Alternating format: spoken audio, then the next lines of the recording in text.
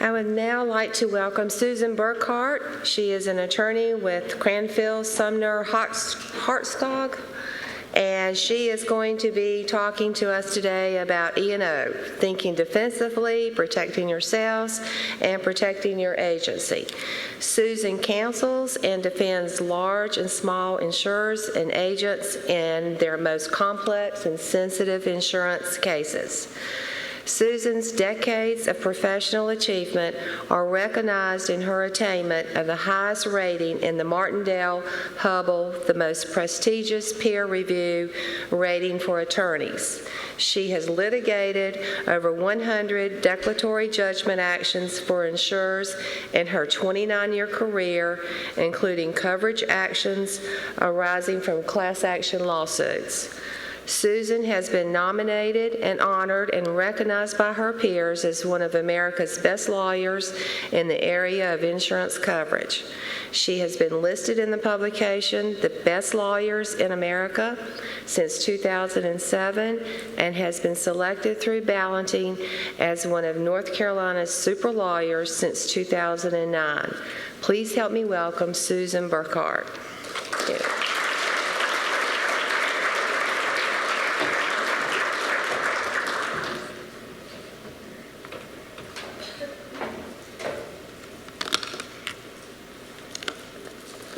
Good morning.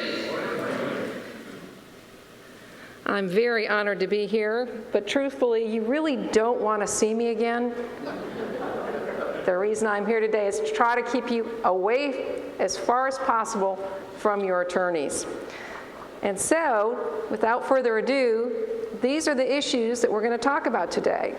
Who are you? Are you an agent? Are you a broker? What are the duties and liabilities of independent agents?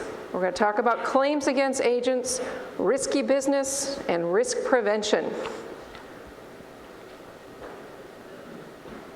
So, who are you?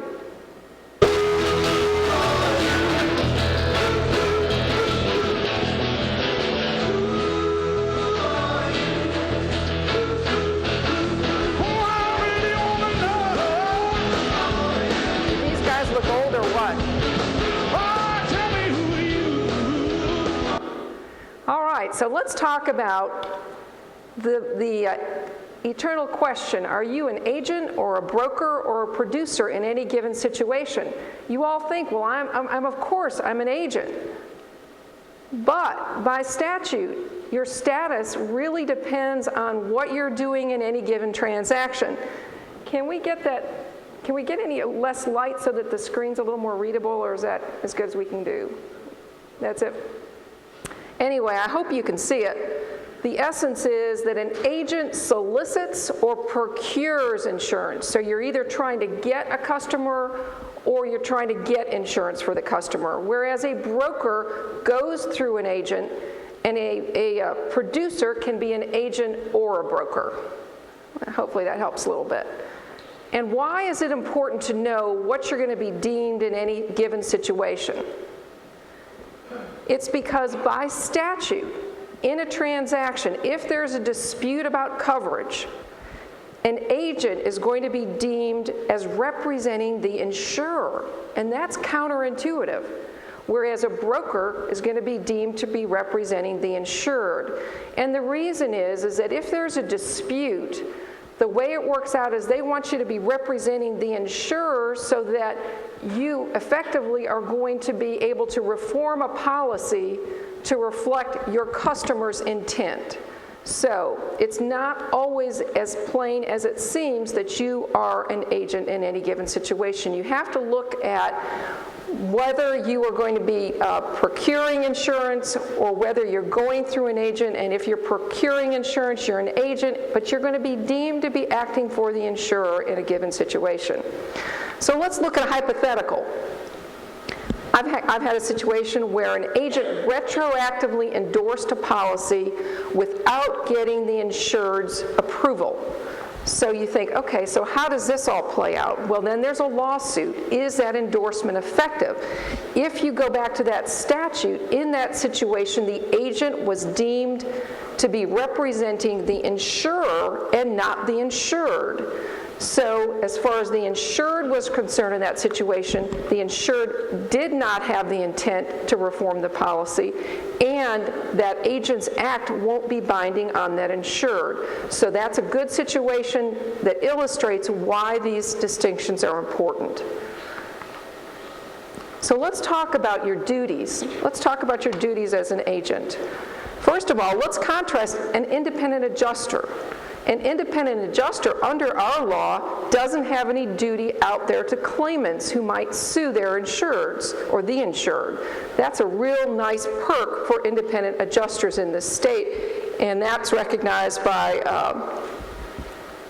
the case law that I just flipped through right there. The Koch case holds that an independent adjuster does not have any liability. But the bad news, if you're an agent, you're going to face liability all over the place. You're going to face liability to the insurer if you mess up under many theories: indemnity, contribution. The good news there, insurers are generally reluctant to sue agents or even to assert claims against agents, in my experience, because you are producing the business for them. So there's a strong reluctance to sue you. However, that's not going to stop the insured from including you in a suit, even reluctantly. Most of my cases, when I'm representing the agent, the plaintiff, the insured, has sued their agent very reluctantly, and only because they had to. They really want to sue the insurer. They don't want to hold their friend, their associate on the hook, but they do have to name them just in order to protect themselves. The claims that are going to be asserted against you agents: negligence, breach of contract, breach of fiduciary duty, and an unfair or deceptive trade practice claim is always going to appear there, because that allows claimants or insureds to get attorney's fees recovered and treble or triple damages. So those claims are extremely scary. Let's focus on those claims a little bit. What are the areas that I see as most dangerous for independent agents or agents in general? Two main areas. Number one, what is covered by a policy? And number two, what happens when coverage stops for one reason or another? When we're talking about what is covered, the two main areas that I see risk are misrepresentations regarding the scope of a given insurance policy, or a failure to get the insurance policy that the insured sought. Now, talking first about the scope of coverage. What does this policy afford this insured? The good news: well-established North Carolina law is that an agent has no duty to explain the contents of an insurance policy. That also seems counterintuitive to you. You can't believe that that's the law, but in fact, an insured has a duty to read the policy and legally is presumed to know the contents of an insurance policy. So what does that mean for you as agents? Do everything you can to avoid talking about the terms of the policy. And just explain to the insured it's their duty to read the policy, and try to avoid making representations about what's in the policy. Now, with simple policies, your personal auto policy or your basic workers' comp policy, you all probably know those policies in or out.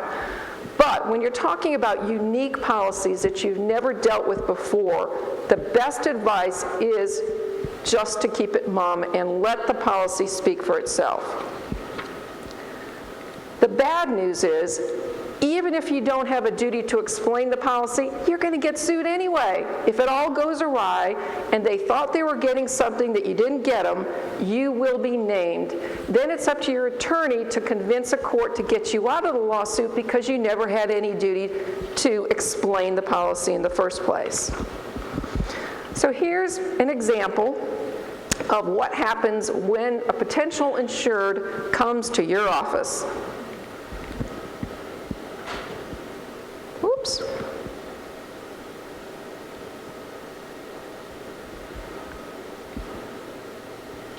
If you could roll it, please. Hey, Hey. Hi, I'm Tom Independent. How are you? I'm Stephanie Goodright. Thanks Nice for to meet you. seeing me on such short notice. Glad to. How can I help you? Well, you come highly recommended by one of my friends, John Doe. John Doe. I've known him for years, and I handle all their business. I handle the business of his father, John Doe Sr., and his son, Little John. I've been handling the Doe business for at least 20 years. They were all insured through Star Insurance for all lines. By the way, can I get you some coffee? That'd be great, thank you. I'm really nervous about this insurance situation.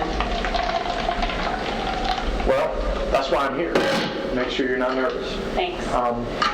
I actually, to tell you a little bit about myself, I own my own construction business, Acme Construction. We're down off First Avenue in Lumberton.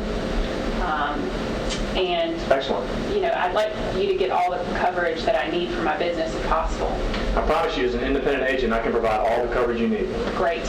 Our business is growing, but we still only use subcontractors, so I don't think that we're going to need any workers' comp insurance. We primarily build offices and commercial buildings within a 50-mile radius of Lumberton. Okay, well, I might ask some more questions about the workers' comp situation, but first of all, did your business own any vehicles? Yes, my company and I use business-owned vehicles. All right, then, given your company's needs, I'm going to recommend property and casualty, general liability, and a business auto policy. Okay, that's what we had in the past, and I actually brought my previous policies with me. I'd like to get the same coverage if at all possible. Okay, may I see these? Sure. Okay. I don't think that's going to be a problem. Why are you switching insurance? We had some personnel issues, and that resulted in non-payment, so our policies got canceled. Is that going to be a problem? Do you think you'll be able to pay your premiums now? Sure. I think so. We've resolved those personnel issues. Fantastic. And that's not going to be a problem at all. I'll get you the same coverage you had on the prior policies, and I should get back to you in a couple of days after we've had a chance to get some quotes. Does that sound okay? Sounds great. Fantastic. Thank you. Nice to meet you. I'll talk Nice to to you meet soon. you. Okay, bye. All right, some of you might recognize that as Cloy Sanders about 25 years ago. That is Jonathan Anders, one of my law partners and esteemed workers' comp attorney in the state, along with Stephanie Poley, another attorney in my firm. So let's talk about what was not discussed and some of the issues that came up in that meeting. First of all, the buzzwords.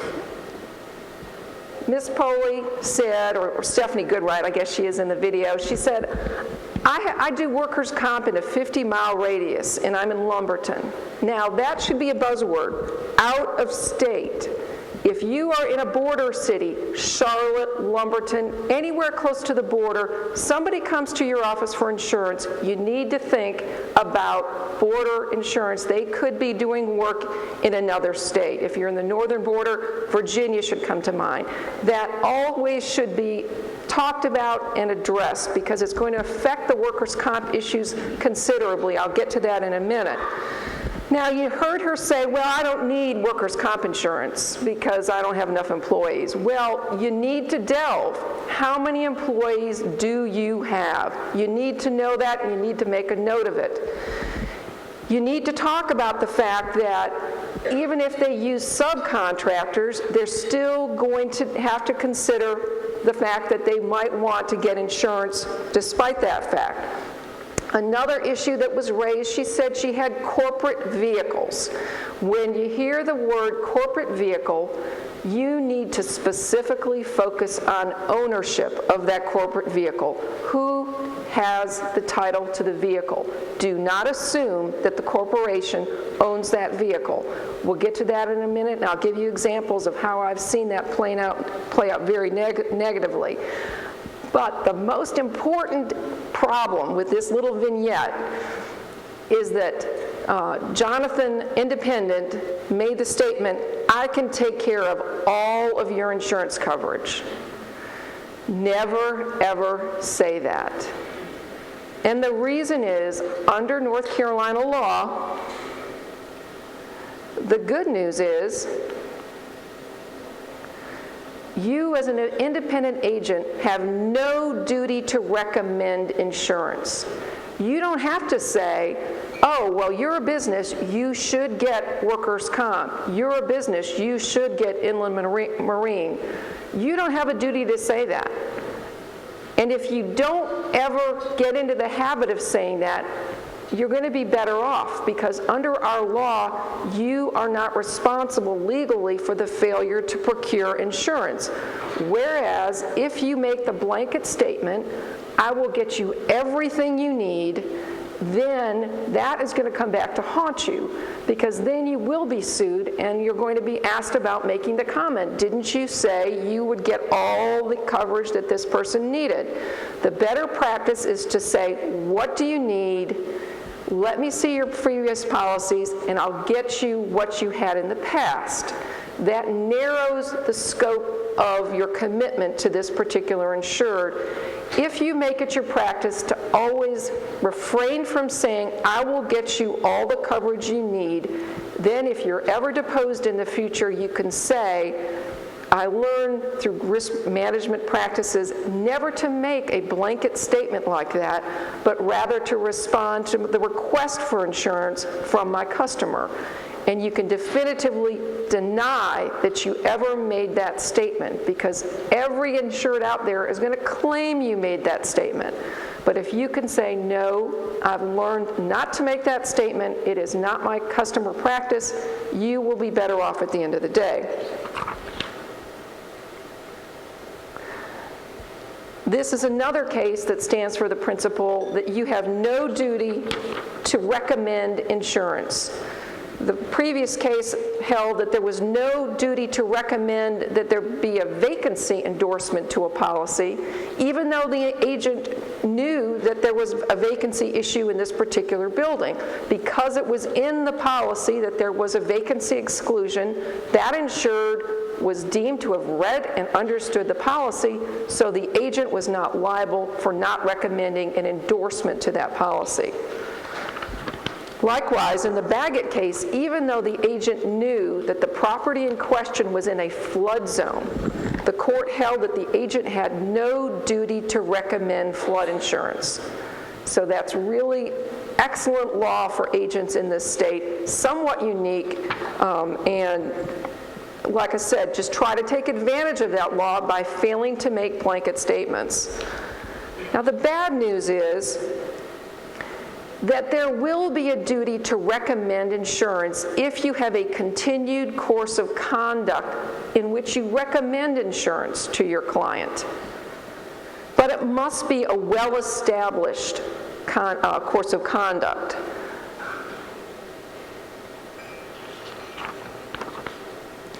For example, in this Rayfield case, even though the insured and this agent had worked together for 28 years, the court held that there was no course of conduct and no liability on the part of the agent because the agent had not recommended insurance consistently upon which the insured relied. So, again, if you just stick to renewing the policy or following the prior practice without making recommendations, you're going to get the benefit of this law in North Carolina. Let's talk about the next area of exposure that I see a lot of, which is what happens when coverage stops due to cancellations, errors, etc. First of all, once again, an insured has a duty to read the policy. If it's in the policy speaks for itself. That's why the less that you say about the policy, the better. One of the main areas of risk for agents is at renewal time. First of all, responsiveness is essential. You have to be well aware of that time is of the essence when it comes up for renewal, and everything that you do for an agent at that time is really critical. The timeliness is an area where I see a lot of problems. But the other area that I see a lot of problems are with the changes in status of the insured at renewal time. Specifically, the trouble areas: purchase and sale of buildings, sale of vehicles, and work in other states. So let's break that down. Purchase and sale of business. It's renewal time. you're the agent, you just automatically renew. Don't make a phone call to the insured, assume everything's rocking along. You should have a checklist. So when it's renewal time, you ask specific questions about the buildings.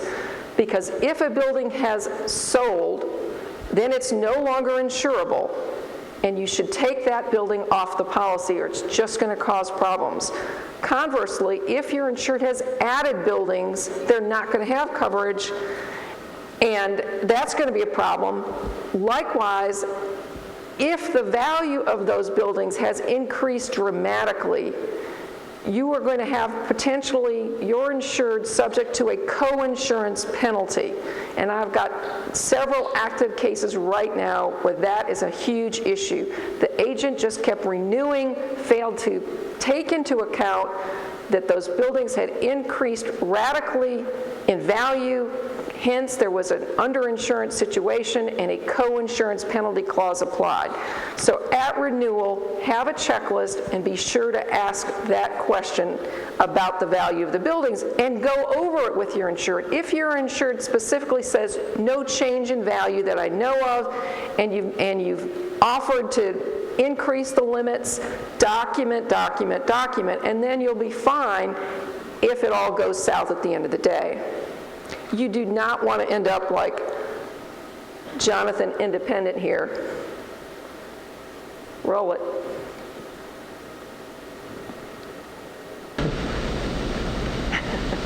You don't want to be squirming because those buildings were not properly insured at the end of the day.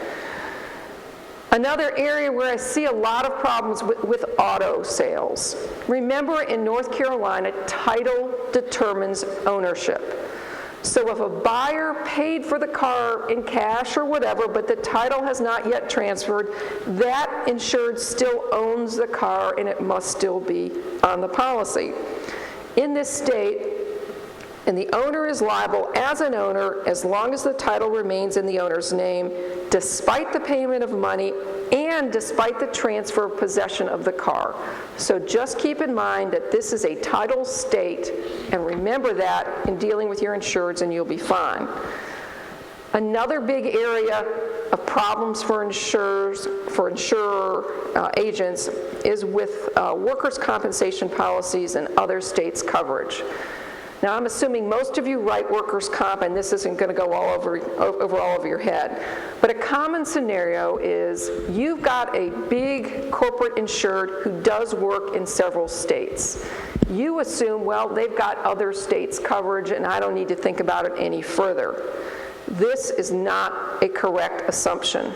If you look at the terms of the other state's coverage under a comp policy, even if it lists every other state there for coverage under 3C, which is the other state's coverage, that's not going to help you out. Because this is what the policy says. If you have work on the effective date of this policy in any state not listed in item 3A, which is the main coverage will not be afforded for that state unless we're notified within 30 days. So the other state's coverage is not a security blanket. Even with other states' coverage, that insured has a duty to notify you and the insurer within 30 days of beginning work in that state. So this is a huge problem area for agents, because they're going to get dragged into a lawsuit if it all goes south and there's no workers' compensation coverage for work done by that insured in another state. So be careful to always ask the question at renewal, have you gone into another state to work? That is a very, very important question that you should ask every year at renewal, and it should be part of your checklist.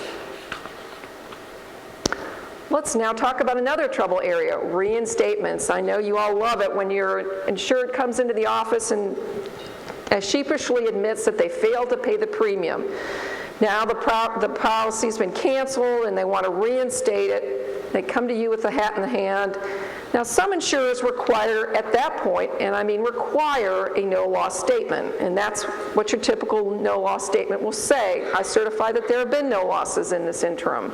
And then there's a signature line for the insured. I submit that even if your insurer doesn't require it, you should prepare a no-loss statement to protect yourself, because if it all goes south, you will be dragged into a lawsuit. And you're going to be on the hot seat ask the question, did you ask whether any accident had occurred in this interim? Especially in workers' comp, I can't tell you how many times this happens. Protect yourself, even if the insurance company doesn't require it, by getting a written, signed statement, proof of no loss, and then you will not be dragged into the lawsuit because you've obviously done everything that was reasonably prudent to do. Do not attempt to remain blissfully ignorant. I see that a lot, and do not go that route because you will be dragged into the lawsuit, and you might be a victim also when the insurer tries to get indemnity from you. Remember that your agency contract with the various insurers requires you to act reasonably vis-a-vis the insurer so they can sue you as well under that theory. So, again, don't end up like Tom Independent, roll it.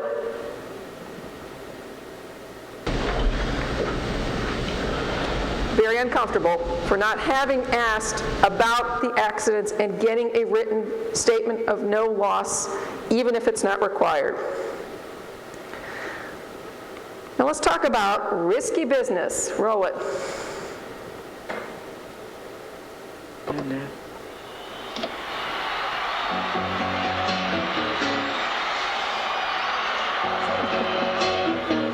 Just take those old records off the shelf. I said listen to them by myself. Today's music ain't got the same soul. I like that old time rock and roll. All right, that's for all the ladies in the audience and all the men who really always envisioned that they were Tom Cruise in Risky Business, that one of the most iconic films from our generation. But let's talk about some of the areas of special concern for you as agents. Proofs of loss, certificates of insurance, and applications for insurance. First of all, contrary to popular belief, proofs of loss are not required by statute except for flood claims. I think a lot of agents assume that they have to get out a proof of loss. No, the statute says that if the insurer requires a proof of loss, that it must be sent within 15 days or the insurer cannot complain. That's all. You don't absolutely have to get these out if the insurer does not require it. But if the insurer does require it, you should timely get it out, or it simply means that the insurer can no longer complain about the timeliness of the proof of loss. Big caveat, flood claims. FEMA requires a proof of loss within 60 days. Here's a copy of the FEMA standard policy. Should a flood loss occur to your insured property, you must, within 60 days after a loss, send us a proof of loss. This is the most ironclad rule I've ever seen. No exceptions at all. No estoppel. There isn't any theory that you can try to avoid liability if that proof of loss is not out there. So you as an agent, if you're dealing with a FEMA policy, should try to facilitate the insured getting that proof of loss in within 60 days, or if it all goes south, you're going to be added to the lawsuit even if you didn't do anything wrong, because it's really the insured's problem and the insured's responsibility to read the policy and know about that proof of loss. But again, to avoid getting dragged into a lawsuit, if you've got a FEMA problem, if you've got a FEMA policy, which is also a problem, be sure and facilitate getting that proof of loss within 60 days. Again, there it is. It's not optional. So don't be like Tom Independent here, roll it, in a very uncomfortable situation because that FEMA proof of loss was not furnished. If the FEMA proof of loss doesn't get there within 60 days, no claim at all is allowed under FEMA. Next, you may think it's obvious, but I've had cases do not sign the proof of loss for the insured. The statute requires you to furnish a blank proof of loss. So, what you should do when you get the proof of loss from the insurer or you furnish it is sit down with the insured. If they need your help, that's one thing, but never sign it. And be sure that you at least presented it to them initially in blank, or you haven't complied with the statute, and that will cause you problems. I've had such a case. Don't send them a pre-filled out form in the mail and have them sign it. The better policy is to sign it in blank, have them telephone you, then you can work it out over the phone, or they can come in, never sign it, and if at all possible, send it to them in blank, because that's what you're required to do by the statute. The signature of the insured on the proof of loss form is your insurance that that insured has signed off and is now bound by that proof of loss. It protects you from any claim that you made a misrepresentation in the proof of loss. So that's why it's essential that you not sign the proof of loss yourself. Another trouble area, certificates of insurance. Now, we know that you often have the lowest of the lowly in your office completing these certificates of insurance. I recommend that it be completed by the agent responsible for that client. Ask yourself, if a lawsuit is brought that has to do with the certificate of insurance, am I going to be comfortable with whoever signed and whoever prepared that certificate of insurance? What's the significance of the certificate of insurance? You heard a little bit about it earlier. Under 9719, our North Carolina general statutes, if you're insured as a general contractor and they fail to obtain a certificate of insurance from a subcontractor, he may be on the hook. So if your phone rings and your subcontractor insured says, I need you to send me a certificate of insurance to Acme General Contractor, that's when you have to be really mindful of the fact that this needs to be done right, and you need to get the facts right. But before getting to that, let's talk about the recent amendment that you've heard some conversation about. Under the recent amendment just signed by the governor, thanks to your lobbying efforts, we've got an improvement to 9719. Used to be that even if there was valid insurance up and down the line, if there was no certificate of insurance issued, then the general contractor was on the hook, which was a ridiculous result, because if there's insurance, why should the general contractor be on the hook? Thanks to your efforts, the statute's now been modified so that there will be no imputation of liability to the general if there was valid insurance, or even if there was no valid insurance, it was canceled or non-renewed or whatever, if at the time that the contract was entered into between the general and the sub, there was a certificate of insurance that was issued. So it's still valuable to your customers to give them certificates of insurance, because in the event that the policy lapses or is non-renewed, that certificate of insurance still performs a valuable service.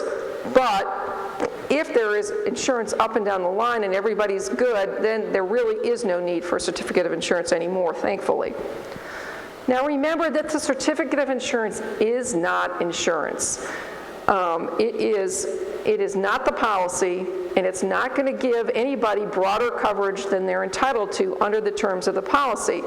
So don't issue a certificate of insurance without asking key questions. I had really several cases in which certificates of insurance were really the key component, because the certificate of insurance was issued, in one of my cases, my recent cases, which is on appeal right now, by the agent, even though their customer was in Georgia and was an HVAC company. They issued a certificate of insurance to a general contractor in North Carolina who was doing tree removal. Now, obviously, totally different risks, totally different states. That should be a red flag to you as an agent that may not be a situation where you want to issue a certificate of insurance without asking more questions.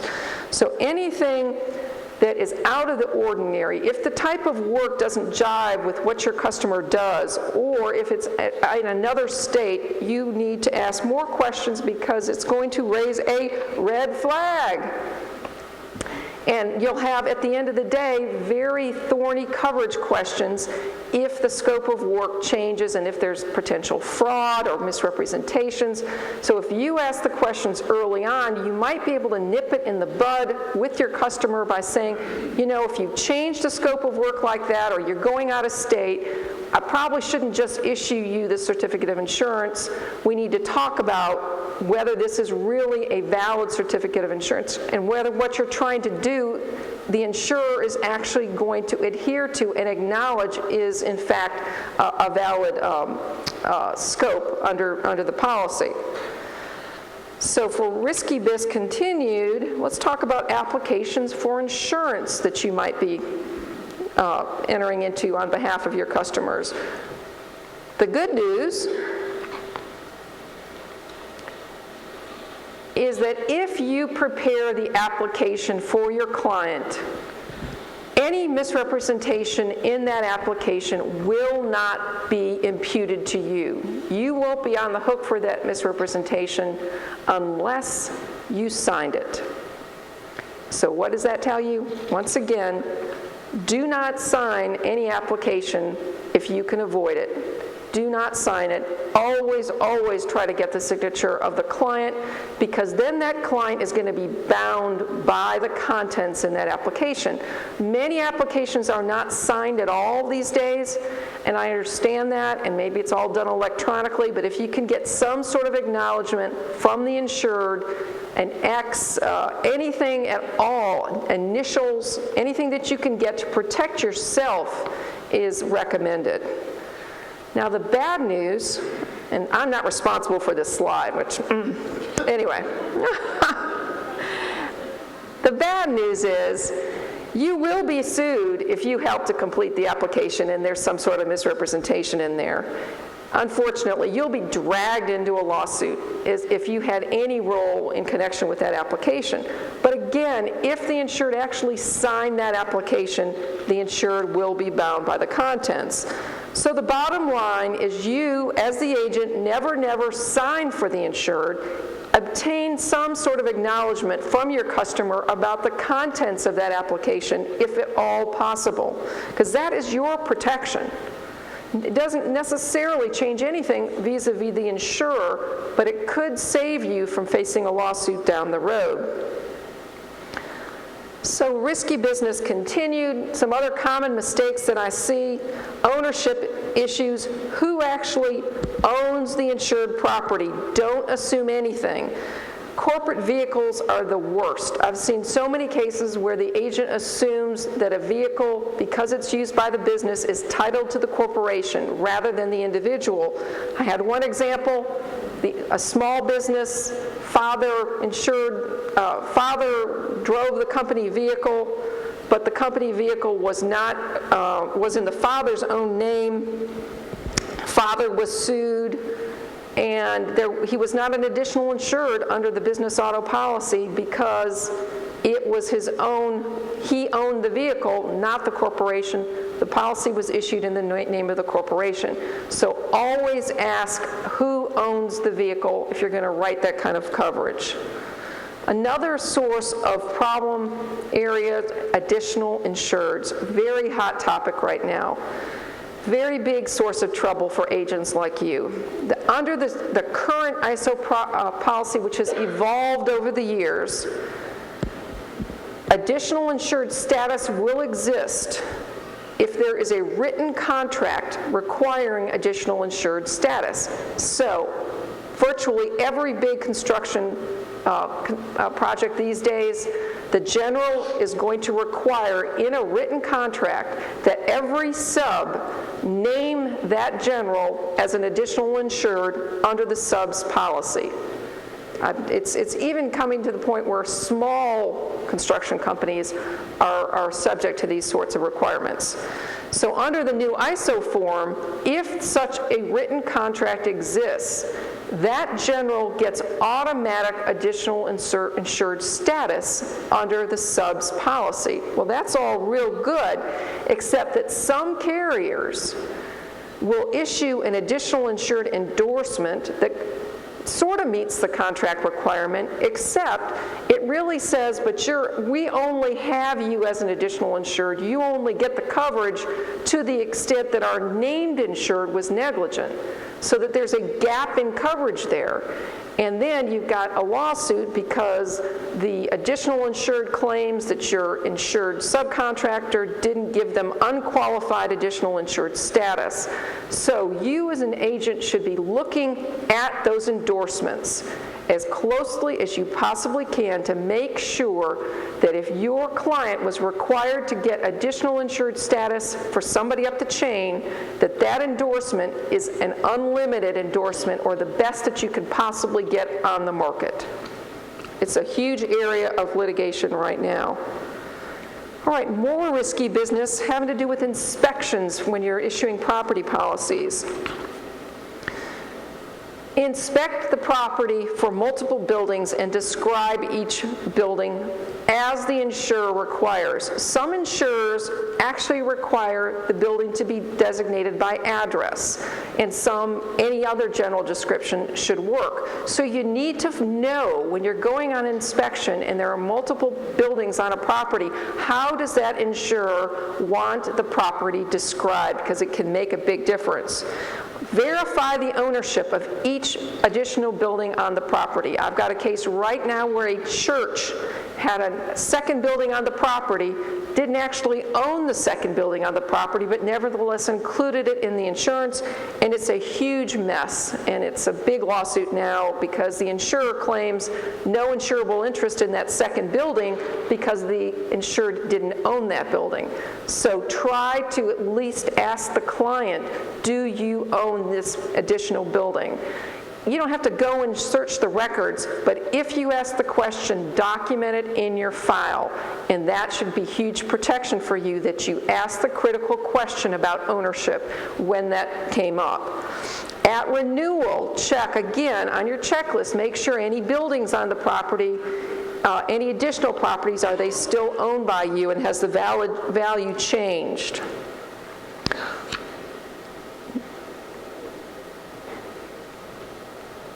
Next issue, vacancy issues.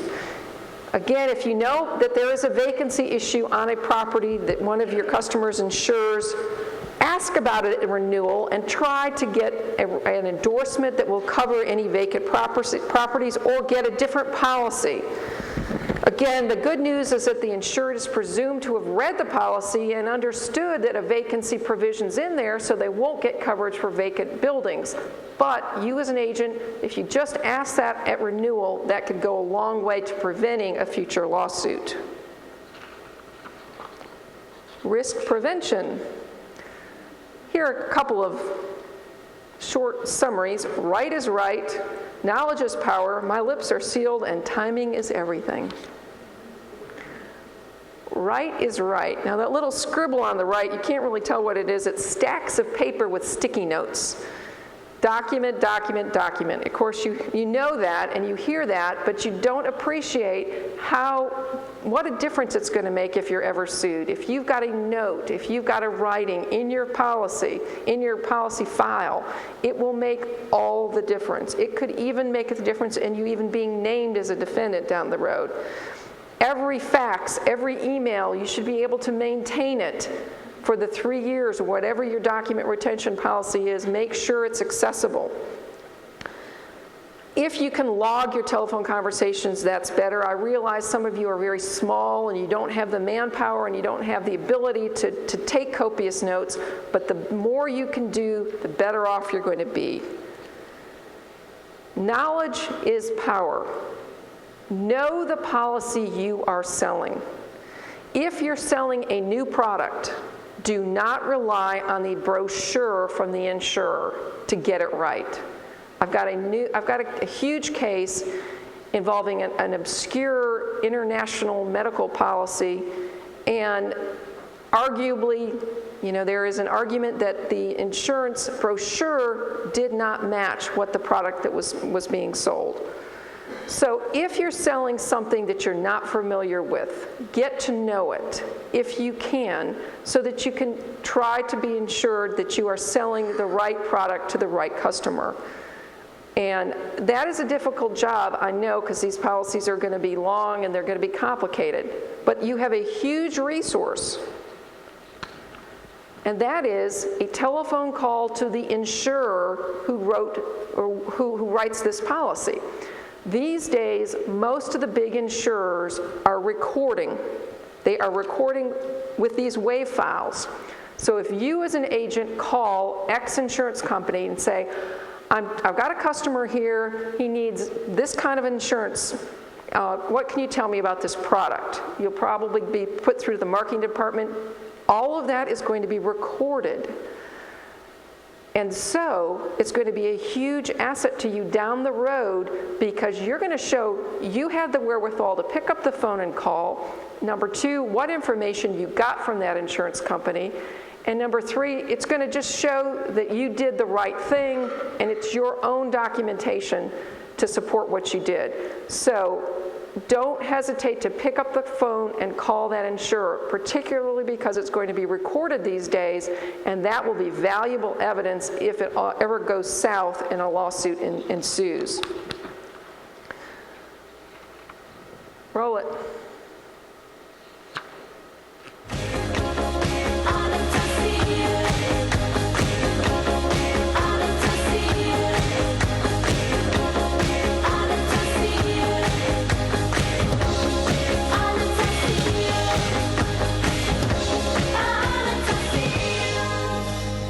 All right, our lips are sealed. Now this is an important concept for y'all. Do not overstate. Remember, Tom Independent. Don't make broad brush statements like, I can get you all the coverage you need. Let your clients request specific policies. Otherwise, you might end up in a deposition like Tom Independent. Roll it.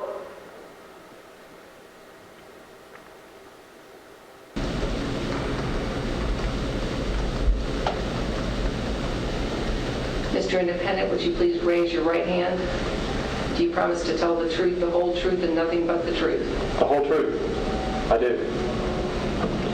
Let the record reflect that we are in the offices of Cranfield, Sumner, and Hartsog in Raleigh, North Carolina, for the deposition of Tom Independent in an action brought by Stephanie Goodright. Mr. Independent, have you ever been deposed before? No, this is my first time. Well, let me just tell you, this could go on for a long time, many, many hours. If you need a break, if you need to get some water or anything as we go, just let me know. That'll be fine. Do you understand that you're under oath here and that your testimony could be used at the trial of this case? Trial? My attorney told me this would never go to trial. Objection. Mr. Independent, let me make this clear to you also. I don't want to know what you talked about with your attorney. Things will go a lot faster if you just keep it to the facts you know about this case, all right? All right, I'm sorry. Focus back to your meeting with Stephanie Goodright. Do you recall that meeting? I do. Tell me what you remember about that. Well, she came in and we chatted about another client of mine, the Does, and then she said she wanted to obtain 3 policies for her business, a general liability policy, a property and casualty policy, and a business auto policy. Did she mention whether she wanted a workers' comp policy or not? Well, actually, she said she did not want a workers' comp policy. Mr. Independent, isn't it true that you specifically told Ms. Goodright you would take care of all of her coverage needs? Oh, I don't recall ever telling her that. All right, so that's a key example of what can go wrong. Client says, I want you to take care of all my insurance needs, but then in the same breath says, but I don't really need workers' comp, and you don't get them a workers' comp policy. So if you don't make the promise that you're going to get them everything they need, you'll be better off. Then you can simply say, she brought the policies in that she wanted me to replicate. That's what I did. That's all I was asked to do. I would never state that I will get you all the insurance coverage you need, because that's not my business practice. All right. right, let's talk about some mistakes I've seen post-loss. The main mistake I see is that agents like yourselves are so dedicated to your clients that you really want to go to bat for your clients when there's a claim and the insurer denies coverage. Let me tell you, that's just never a good thing to do, because if it goes south and there's a lawsuit, then you are going to look like you don't understand the policy, because the insurer says it's one thing and you say it's something else, and it's going to be a very uncomfortable situation for you. What you should do instead is spend your time and effort getting the insurer to commit one way or the other. And don't make representations to your client about what the coverage is. Let the insurer make that call. Because if you're embroiled in a lawsuit, it's not going to be good for you if you're taking a position different from the insurer, because then you're going to look like you just really don't know what the policy says, and it's not going to be a very comfortable situation. Now, the most common bad faith claim that I see against agents is lack of responsiveness or delay, which arises in a variety of contexts. Keep in mind that when you receive notice of a claim from your client, that you have to timely notify all insurers. So if it could possibly be an occurrence over several years, like a construction defect claim, and you don't know which year is triggered, send it, more the better. Send it to every insurer out there for as many years as could potentially apply. And consider the additional insured issues. If you've got a sub, did your sub to some other sub, a sub-sub, in which case you can tender to the sub-sub's insurer. So consider all of those possibilities when you receive notice of a claim. And remember that the date that you receive notice is going to be the date that that insurer is deemed to have notice. That's why timeliness is so important in you getting that notice of loss to that insurer. So let's talk about never sign the application for the insured, never backdate a check for reinstatement, never backdate an application for reinstatement. Just avoid that temptation, and you're then going to avoid, roll it, that uncomfortable situation where you're going to be the deponent and you're going to be asked, did you sign this? Did you change the date on this application? Did you change the date on this check? Just don't go there. Make it your rule. Never, ever sign anything for anyone.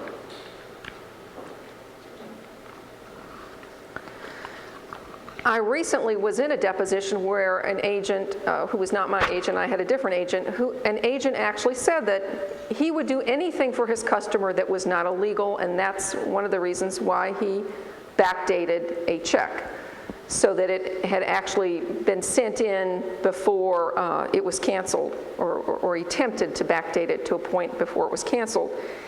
And his statement was, and like I said, I'd do anything that wasn't illegal, and I didn't say anything, but it actually is illegal to do this. Under the statute,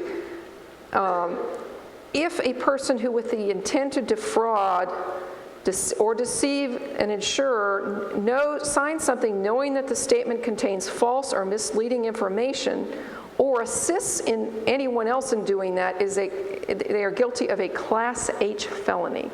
So just be safe, and don't ever get involved in a situation where there's a backdating situation, or you could be drug into that situation unwittingly, even if you didn't even actually do the backdating. If you're aware that the customer did that, you could then be guilty as well, and you're going to be in a very, very uncomfortable situation. And that is the end of my formal presentation. I hope that you can remember the 3 important lessons from here today. Don't sign anything for your insured. Number 2, don't ever backdate anything for your insured. And number 3, don't overpromise the customer. Let the policy speak for itself. But to end on a more positive note, I'm going to just show you a few outtakes. Roll it. Mr. Independent, would you please raise your right hand? your other right hand.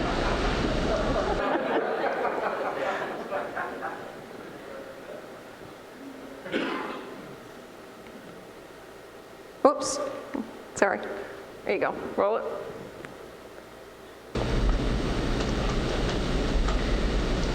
Mr. Independent, would you please raise your right hand? Sorry. Okay, next one. Roll it. Hey, Hey, good morning. good morning. I'm Tom Independent. How are you? Stephanie Goodright, nice to meet you.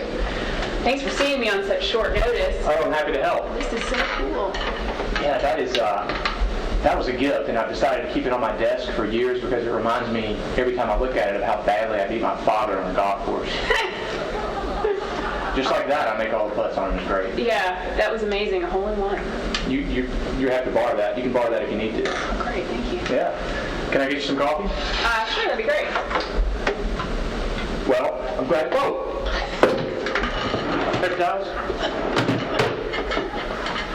All right, well, Were those your documents? no, those weren't mine. These are mine. Oh, thank goodness. I Here thought we I go. split it on your policy. Yeah, I did too. And the last one.